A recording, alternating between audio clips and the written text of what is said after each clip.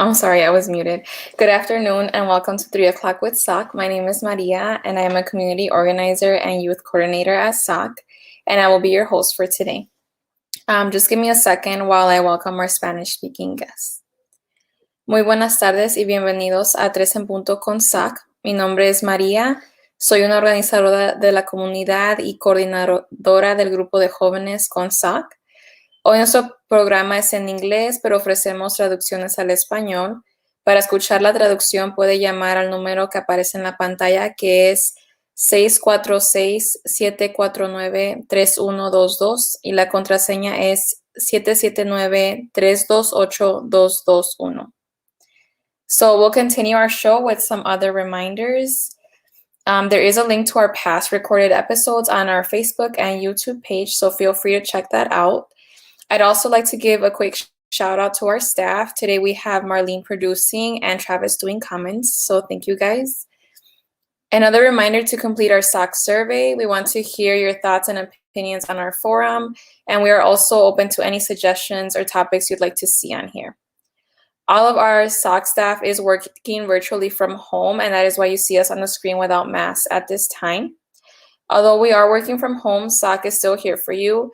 You can reach us via email at soc@socmilwaukee.org, or you can call us at 414-672-8090. You can also check out our website, which is socmilwaukee.org. Lastly, I'd like to share a disclaimer that the views and opinions shared today do not necessarily reflect those of SOC. And before I continue with our announcements, I'd like to invite you all to comment just to see who's all here. So if you guys want to go ahead and do that, otherwise we'll just continue with our show. So some announcements is, as you already know, today is our Youth Forum Day. For our special guest, we will have Laura Mooney from Milwaukee Recreation, specifically the Therapeutic Recreation Department. And then before we move forward with our interview, I'd like to go over what the rest of the week looks like for our forum. So tomorrow is our Spanish Day, and then Thursday for our COVID-19 Day, we will have the HAWA Director of Education and Outreach, Liana Yang. And Friday is our Organizing, Leadership, and Community Day. So we hope you can all join us for the rest of the week and get more information from all that amazing guests that we have booked. Okay, so we'll just move on to our segment for today. I'd like to welcome Laura from the Therapeutic Recreation Department.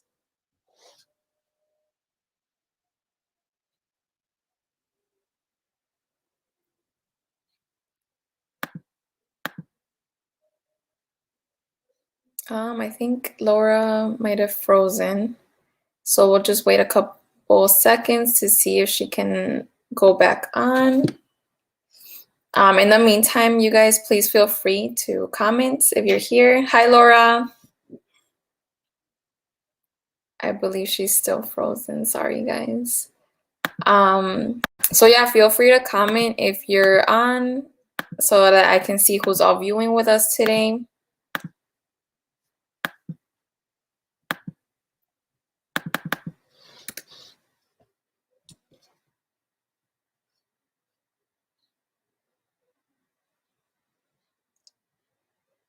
Sorry, just 1 minute.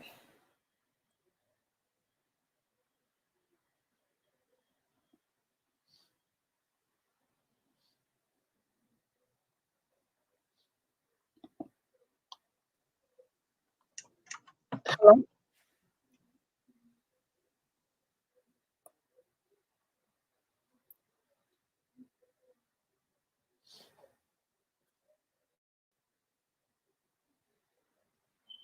Okay. So since we're trying to figure that out, we'll just move on to our coronavirus update. So we have our update on ways to visit friends and family during these times. Hello, everyone. This is Marlene Zaran with you, and I am the COVID-19 Project Coordinator. Welcome to 3 o'clock with SOC's COVID-19, What You Need to Know segment. So as many of you know, that it is really hard to stay away from friends and family during this hard time. but I'd like to give you some quick tips brought to you by the CDC that can help guide you in staying safe while you're going to go see your friends and family members.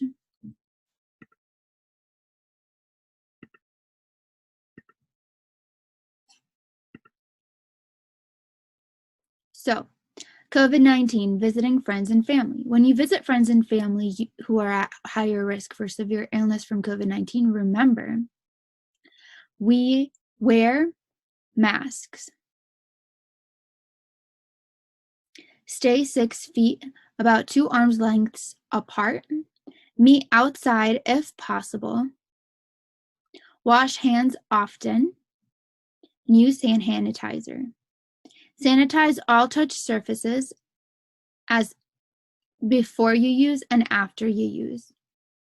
For more information, go to www.cdc.gov/coronavirus, and you can find all of this information there.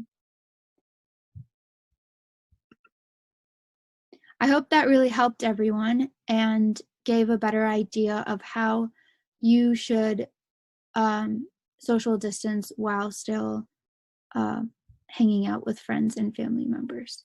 Until next time, this is Marlene Zaran, and I will see you guys soon.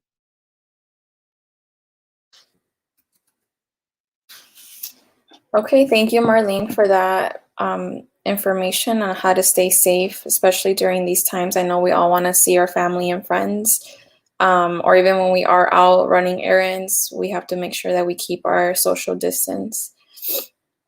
So next up, I'll give you guys a Civic update, but before we play a video, I'd just like to remind you that tomorrow, October 14th, is the deadline to register to vote online.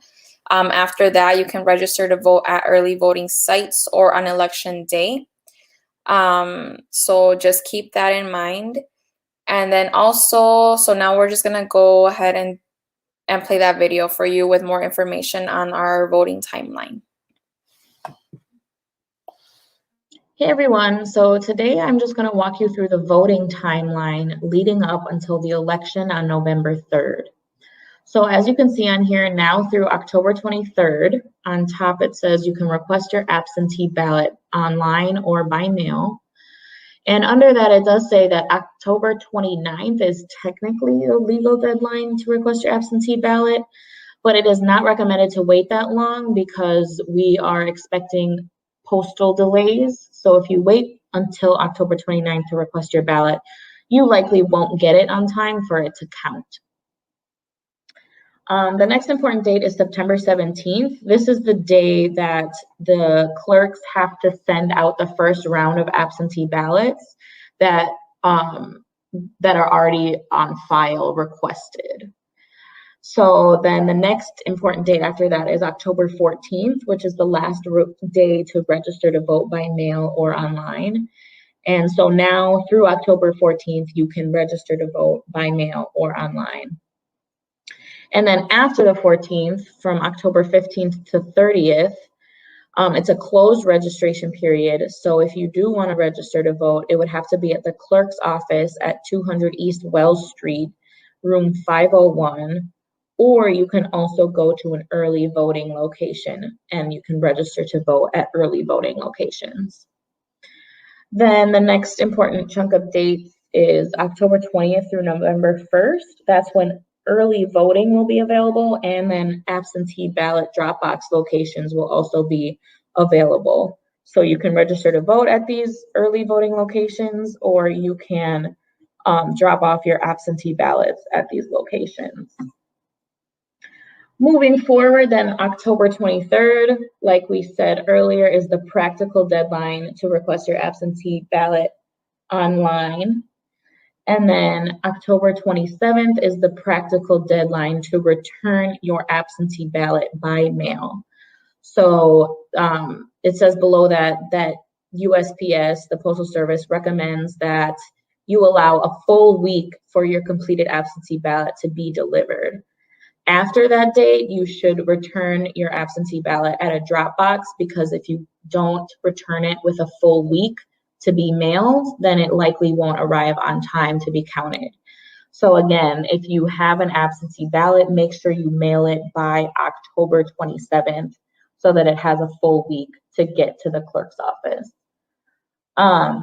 After that, again, October 29th is the legal deadline to request an absentee ballot, but you should not wait until October 29th. It's unrealistic to wait that late to expect to receive it and return it in time to be counted.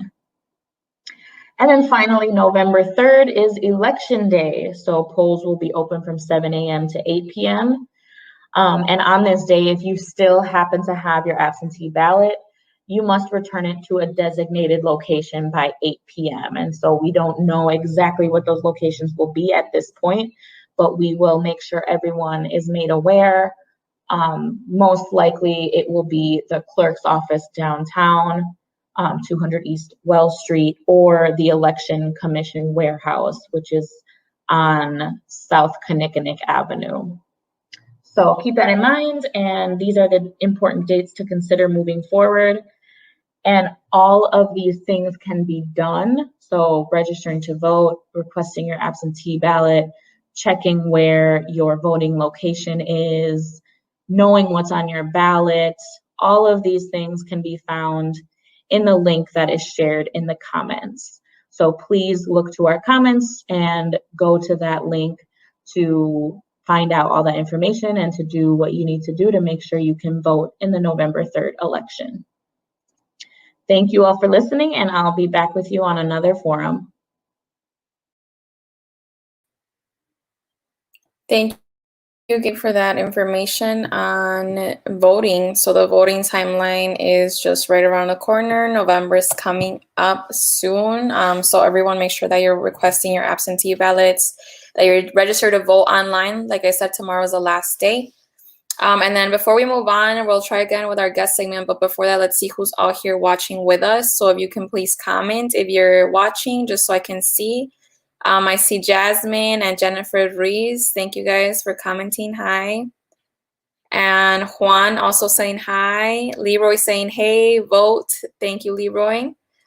So we'll move on with our guest segments. Let's try one more time. This is Laura Mooney from the Therapeutic Recreation Department. Hi, guys. Thanks for bearing with me. Sorry, it took me a little bit to get here for you. Yeah, no problem. Thank you for being here with us. So I just want to start off, if you can tell us a little bit about yourself and your role as supervisor for the Therapeutic Rec Department. Well, sure. My name is Laura Mooney.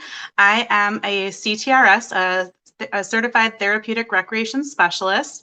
I studied therapeutic recreation at UW-La Crosse. I'm originally from Wausau, Wisconsin, so Wisconsinite my whole life. I took a brief stint out to Colorado and some time in Oconomowoc, where I worked at some psychiatric hospitals for children and adolescents before I found my way to Milwaukee and community recreation, and it has my heart, and I just love it here. It's a wonderful community, and we're doing some really great things with Milwaukee Recreation, and that's where I've been for almost 20 years now.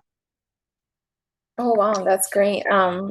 And then what does your role look like as supervisor for the rec department? Sure.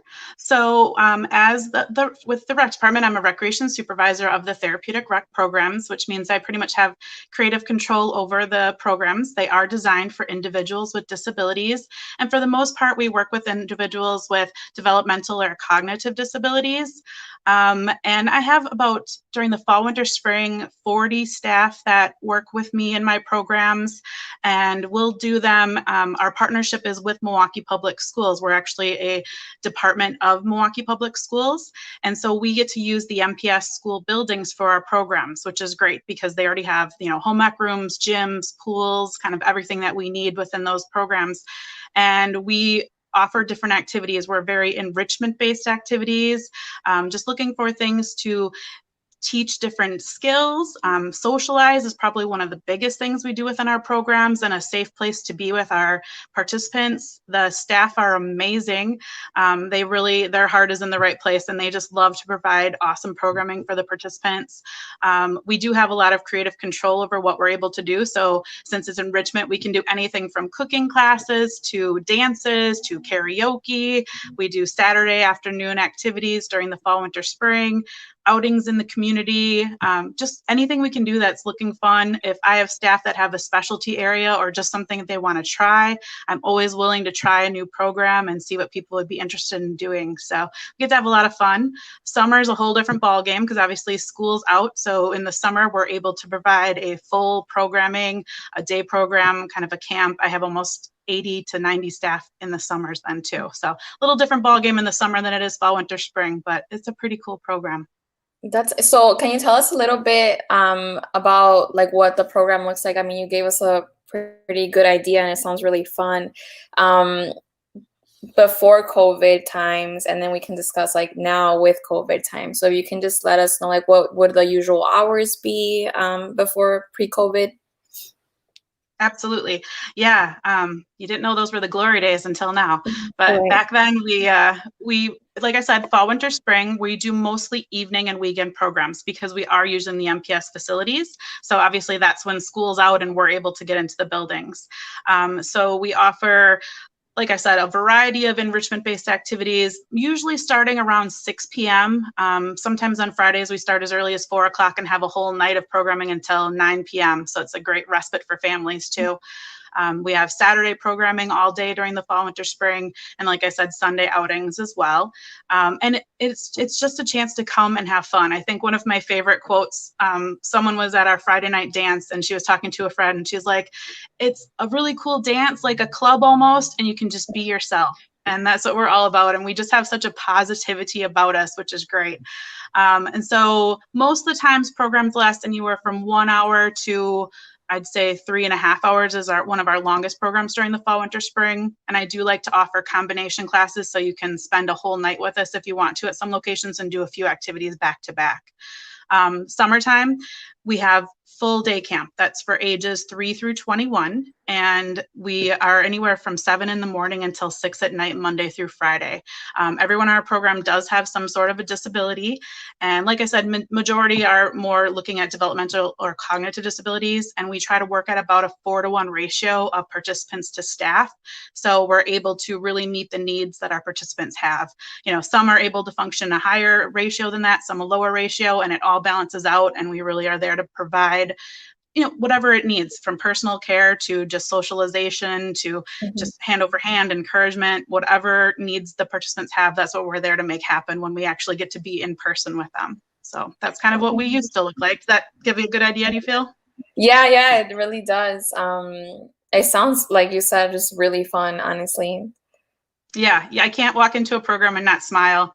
I know this dates me a little bit, but if you ever saw the show Cheers, back when Norm would walk in, everyone would yell his name. I feel like when I walk into my program, I get that response sometimes too, and it's the best feeling. You can't not smile. Like even if it's a day you don't feel like working, you show up there and you just feel great about it. So it's a pretty nice, you know, it's a little family. Like our parents get to know each other and they can be supports to each other, as well as the participants really get to know each other and might encourage each other to try different activities in the community or try different programs. So it's good on all ends of the spectrum. And obviously COVID has really hit us hard. So it has changed everything within our program. We had to stop running our programs just based on the hands-on nature and how close we are, and the recommended social distancing and just all of the recommended precautions with mask wearing. And there's just some parts that our participants would not be able to do and we wouldn't be able to do to keep that appropriate space that's needed and to be safe. And so we had to make the real tough call that in person just wasn't practical. You know, you can try it, but the risk is so high that if something happens, you would just feel horrible. And so we wanted to make sure that our families and our staff were safe first and foremost. So what we chose to do is provide online programming. And that means that I've been in touch with so many of my awesome staff, and they are recording videos from the comfort of their home. A couple times they might come to a location if needed for places, but they'll do a video recording of the activity. And then we have a whole schedule set up. So just as if we were in person where, you know, every Monday or every Tuesday you're going this place, we now have a schedule set up where every day of the week participants can go online and know what we're offering. And it's, art classes, cooking classes, sometimes just jokes. We have a daily show from one of our staff where he's kind of like providing positive news to the world, to all of us with his family. So it's a lot of fun, and obviously it's not the same as being there, but at least it gives that chance to connect and get to see our faces. We've been doing a live show through Zoom every Friday night. I did include a couple pictures of some of the things we've done. I don't know if you want to show those while I'm talking about them, but we have one Zoom call where we did some karaoke sing-along, some Billboard hits, some Disney songs. So that was a crew of us on there. The package that we're handing out here, we did an art class where I had my instructors perform the art class online, and we delivered the supplies to their homes so they could actually do those projects at home. I think we have one of our participants on a computer. That's a little package that we sent out. They were doing those projects at home. We delivered some blue bags, which were care packages full of different activities and kind of some stress balls, some basketballs, different things like that. And it was a weekly event that they could log on to and actually participate at home and do the activity. So a little different than just watching, which is what most of our virtual programming is. It was a neat opportunity to, at least do that quick exchange and be able to give the participants, a quick hello at their house for those of us that were delivering, and, just a little check-in to say hi. And the Friday nights that we're doing live has been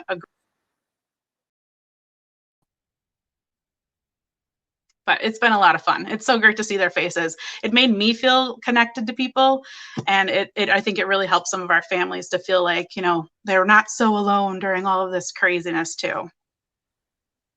How many participants do you usually have, like pre-COVID and then now with the online? How many people do you usually have participating?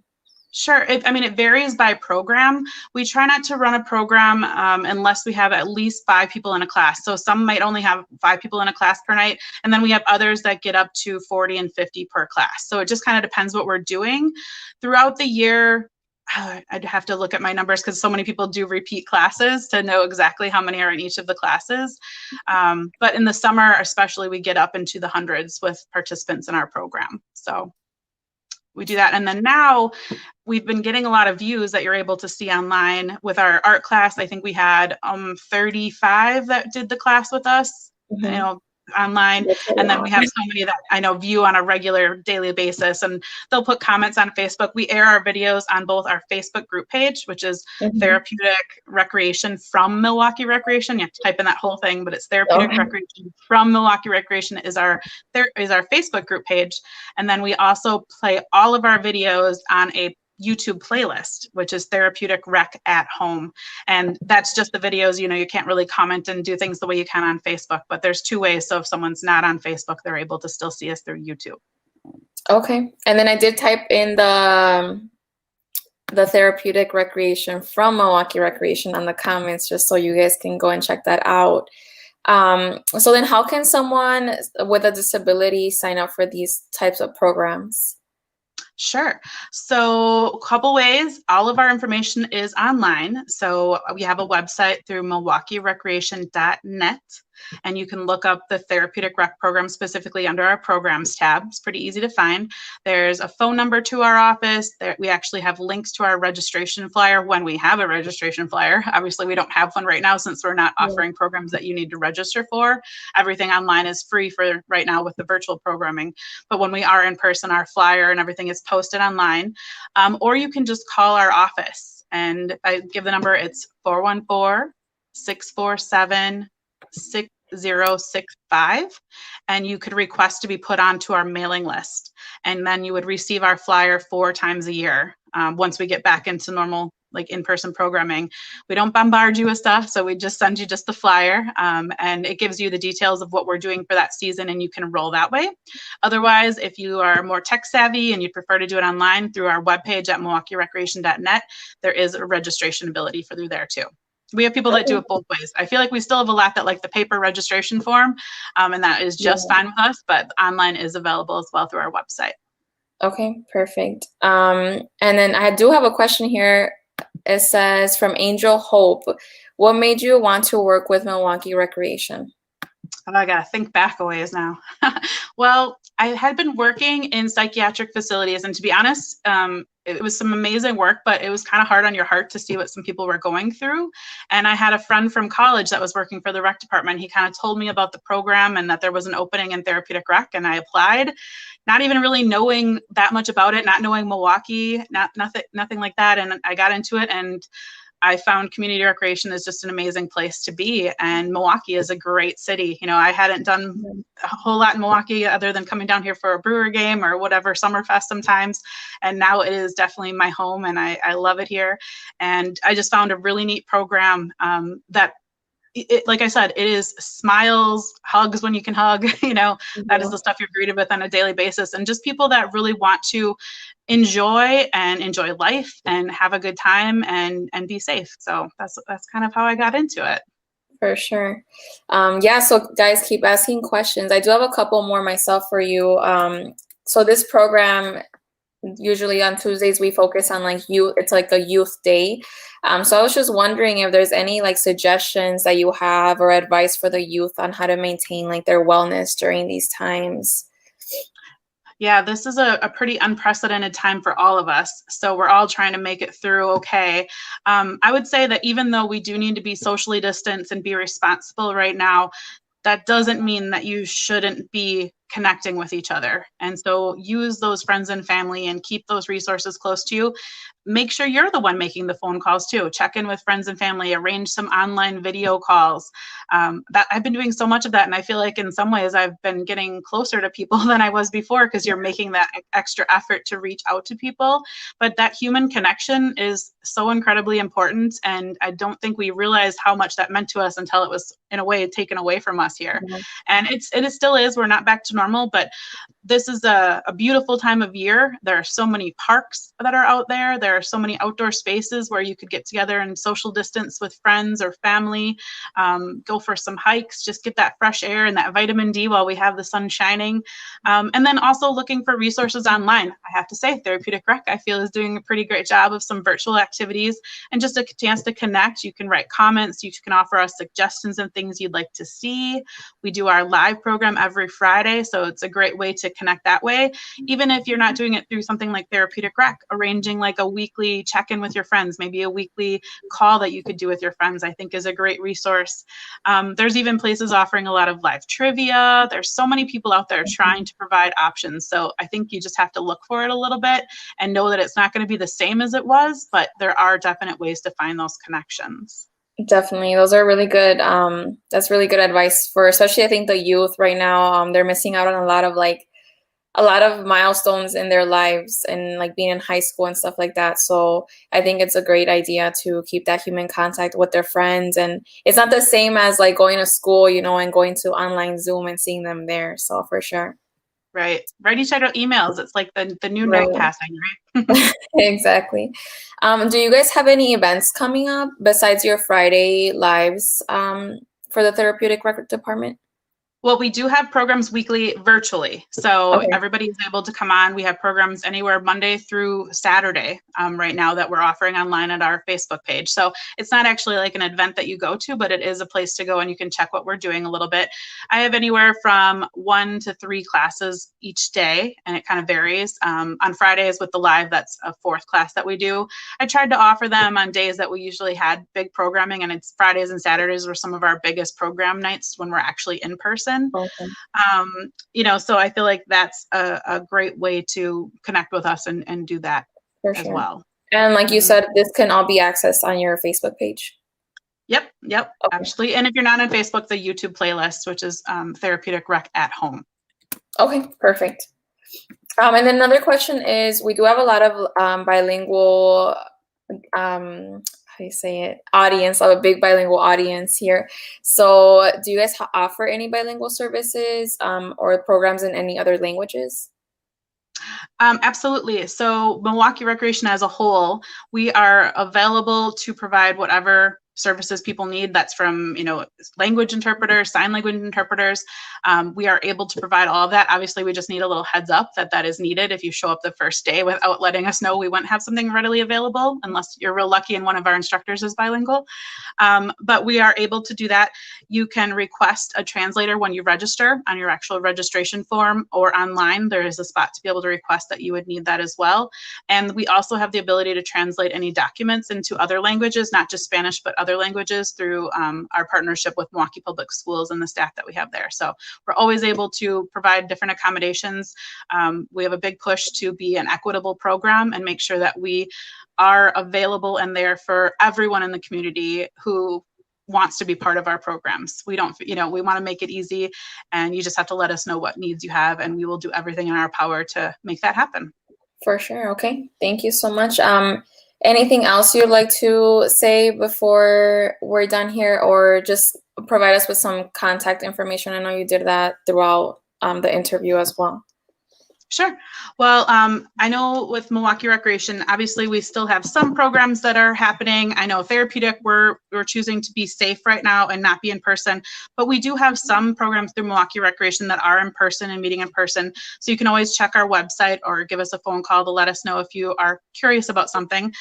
This past weekend, we did a socially distanced version of one of our Halloween events, and it went really well. Everyone wore masks and we kept the 6-foot distance. It was held outside at our Hawthorne Glen location, which again, just a beautiful location to go to if you've never been. They have accessible hiking trails, a playground, a soccer field, and the colors were just starting to get very beautiful. So that's a great place just to go hang out. We also are going to be providing a Winter Wonder Woods there. That's hopefully snowy time. It's a very Christmas and holiday themed event where it's just come as you would like to walk through. We don't lead the actual trail. You can go through with your friends and family at your leisure, and enjoy a little bit of something connection, without having to make it be a big indoor facility thing. And being that outdoor place is so nice. So we still are offering some programs at some of the locations as well too. What the location you said is Hawthorne Glen? Hawthorne Glen. Yep. It's right about 60th and State Street. So down in the Miller Valley area, not too far from entrance to Saz's restaurant. Oh, okay. Right over there. And it's kind of a hidden gem. It's run by Milwaukee Recreation. We have a nature center in there. That's not going to be open the same way as it was, but we always have school field trips that are able to come and see the animals. We even have naturalists that are able to bring them out to the schools. Again, this is very regulated now with social distancing, but the park is still an amazing place to go and check it out. And if you search for Winter Wonder Woods from Milwaukee Recreation, you'll see some of the pictures from our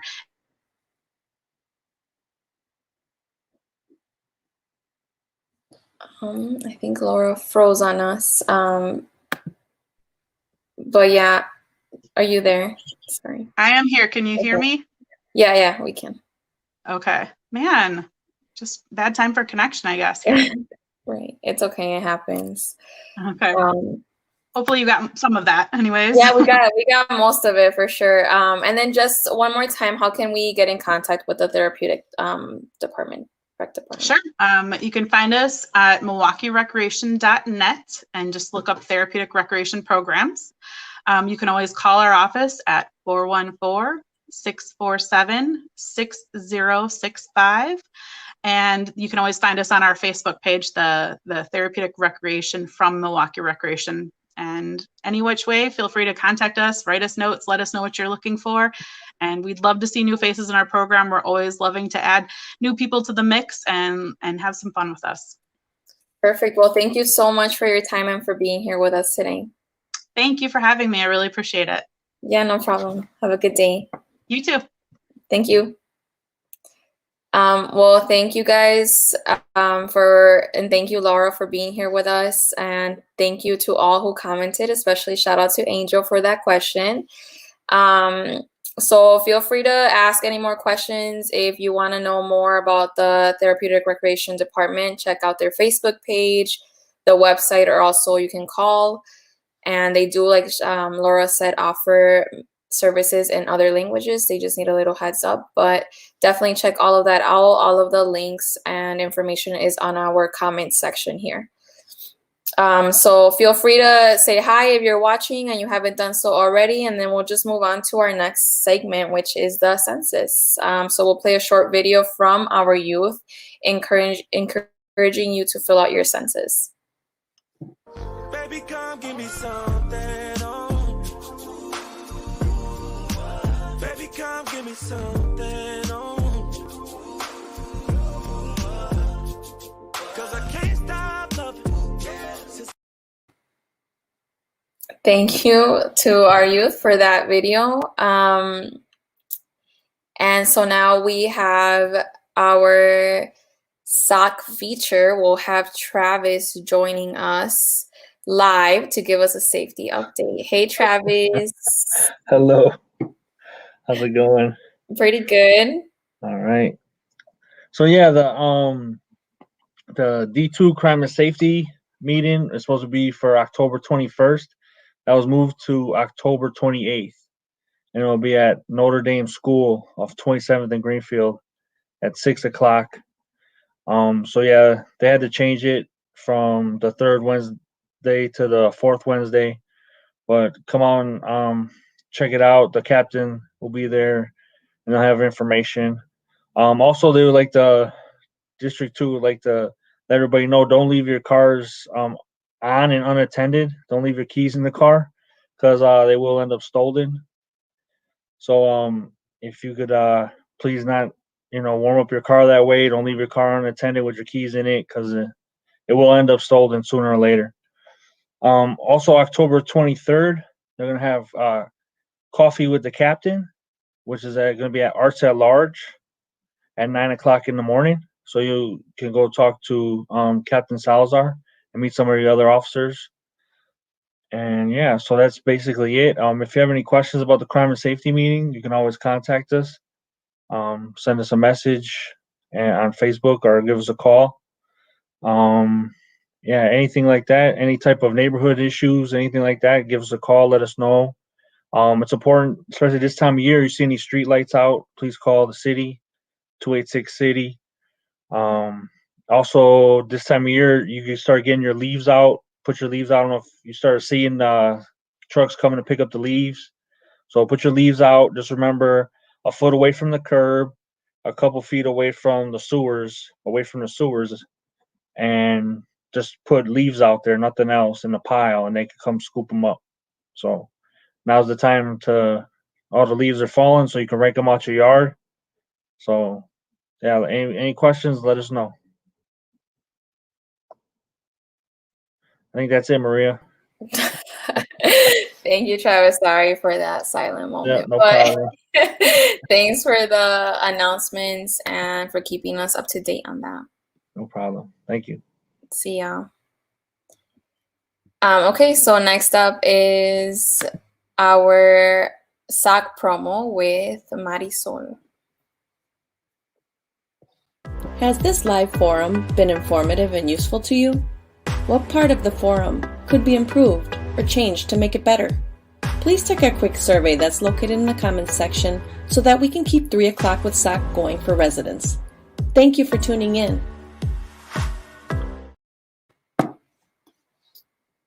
So on our comment section, you can see, if you scroll up, there's a link to our survey.